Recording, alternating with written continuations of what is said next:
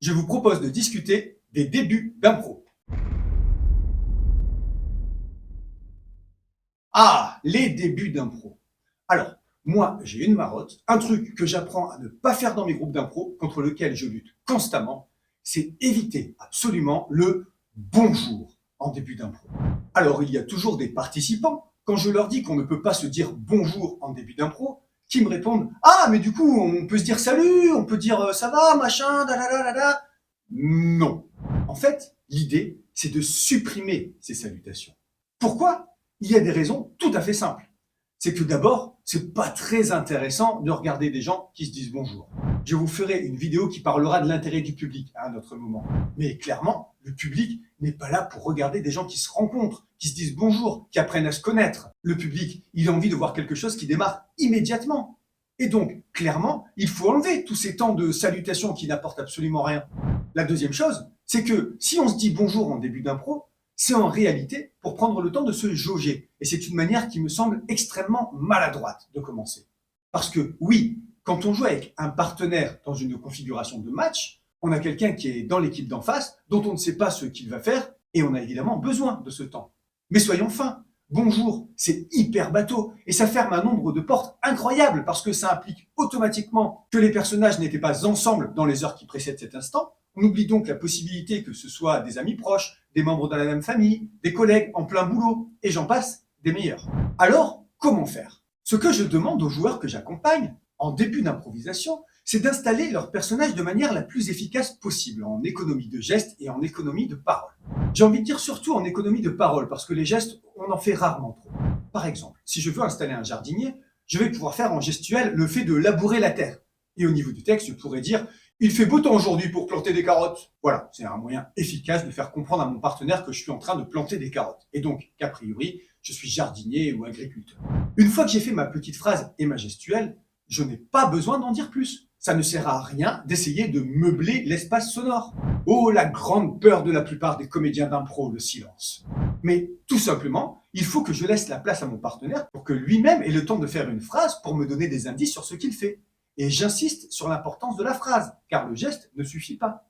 Je n'ai malheureusement pas des yeux implantés à 360 degrés autour de la tête. Moi, je suis concentré sur mes carottes. Je vais évidemment jeter un coup d'œil pour essayer de voir ce que mon partenaire fait, mais je ne peux pas le regarder de manière fixe. Je dois rester aussi concentré sur ce que je fais moi. Bref, il va donc falloir qu'il trouve la phrase qui me permette de comprendre ce qu'il veut faire. Je vais donner quelques précisions sur la phrase à dire en début d'impro. Cette phrase, je l'appelle un soliloque. L'idée, c'est vraiment de se parler à soi-même. Et c'est extrêmement important, parce qu'il va falloir lutter contre des réflexes naturels. Par exemple, si je fais un coiffeur, le réflexe, c'est de dire « Quelle coupe je vous fais, madame ?» Sauf que je n'ai pas de dame devant moi. Donc, je vais devoir utiliser un personnage imaginaire. Et est-ce que c'est très pertinent d'utiliser un personnage imaginaire alors que j'ai déjà un partenaire à côté qui ne demande rien d'autre que de jouer avec moi? Clairement, non. Ce personnage imaginaire avec lequel j'ai instauré une relation forte va juste me handicaper parce que je vais devoir m'en débarrasser pour pouvoir entrer en relation avec mon vrai partenaire. Alors, autant ne pas perdre ce temps précieux. Mais attention, un autre réflexe délétère, qui constituerait une erreur, serait de m'adresser à mon partenaire pour installer mon personnage. C'est un réflexe normal et compréhensible. Après tout, on est là pour jouer ensemble. Mais si je lui dis à lui « Quelle coupe je vous fais, madame ?» Je lui impose d'être une dame et qui plus est, une cliente qui a l'intention de se faire couper les cheveux. C'est de la rudesse. Autant mon partenaire avait envie de jouer un savant fou et chauve, qui plus est. Je dois donc lui laisser le temps de me faire comprendre qui il est avant de m'adresser à lui.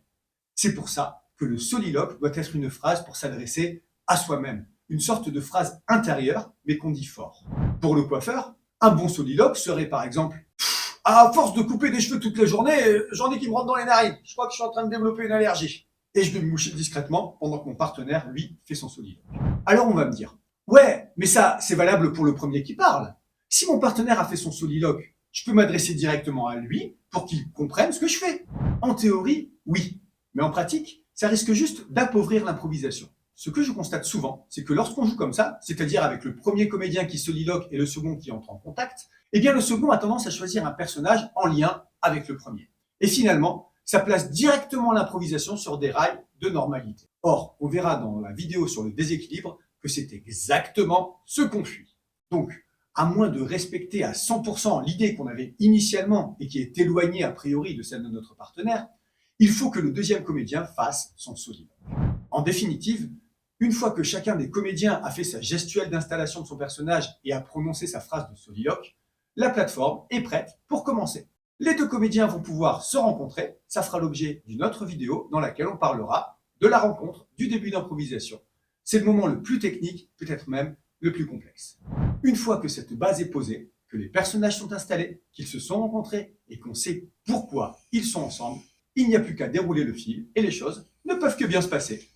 J'en ai fini avec cette vidéo qui traite du tout début d'improvisation, ce moment crucial où on installe son personnage. Je vous dis à bientôt dans une nouvelle vidéo. Au revoir.